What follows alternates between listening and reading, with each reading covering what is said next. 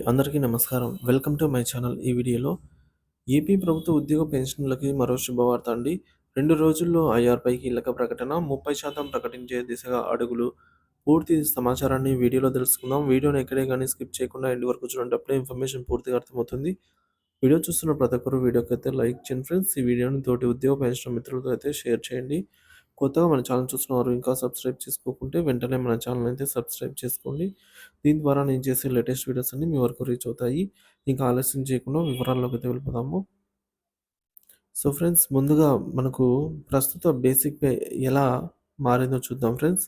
Level 5లో ఉంటే 24,500, అలాగే level 4లో ఉంటే రూ. 23,780 ఉంటాయి.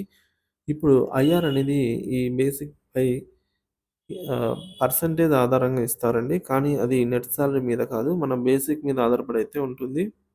మనం పర్సెంటేజ్ అనేది మన బేసిక్ పే పై లెక్కగట్టి ఆ మొత్తాన్ని మనకి యాడ్ చేస్తారు.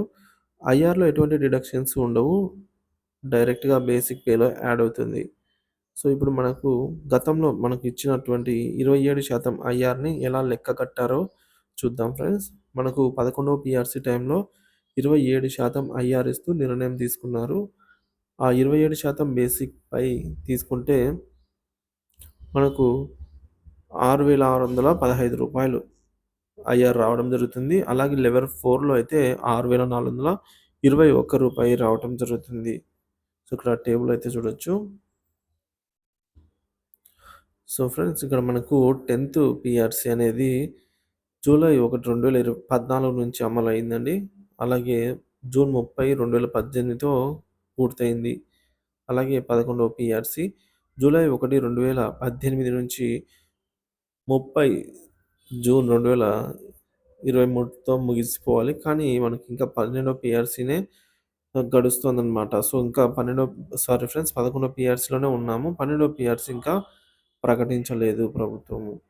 సో, ఈ పీఆర్‌సీ ఆలస్యం కారణంగా ఐఆర్ మధ్యంతర భృతి రూపంలో కొంత అమౌంట్ ఇచ్చేదాన్నే మనము మధ్యంతర భృతి, ఇంటీరియం రిలీఫ్ అంటామండి.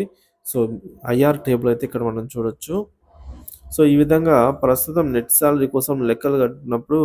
30,684 వచ్చినట్టుగా ఉంటుంది. సో, ఈ విధంగా రిమైనింగ్ స్టాఫ్ లేదా ఇతర పీఎస్ సాలరీలు గూడా మనకు ఈ ప్రాతిపదికనే లెక్క కట్టవచ్చు. మొత్తం సాలరీలు పునరుద్ధరణతో డైరెక్ట్‌గా యాడ్ చేసినప్పుడు మనకు ఐఆర్ ఇచ్చిన తర్వాతే నెట్ సాలరీలు ఎలా ఉంటుందనేది కనీసం 35,000 లేదా అంతకంటే ఎక్కువగా ఉంటుంది.